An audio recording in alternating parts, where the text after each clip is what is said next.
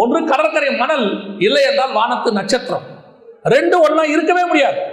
இல்ல, ஆண்டவர் எடுத்து சேர்த்து சொன்னாரு, இந்த ரெண்டு சந்ததி இருக்கு, பூமிக்குரியதா இருக்கு, ஒண்ணு வானத்துக்குரியதா இருக்கு. ஆனா ரெண்டும் ஒண்ணா இருக்க முடியாது. ஒண்ணு நீ விரட்டிரு, இஸ்மவேலையும் அடிமையானவளையும் புறம்பே தள்ளு.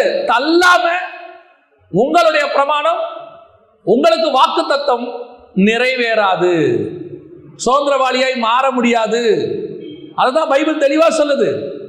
இன்னைக்கு சுயாதீனம் உள்ளவளும் அடிமையானவளும் ஒன்னா இருக்கிறாங்க.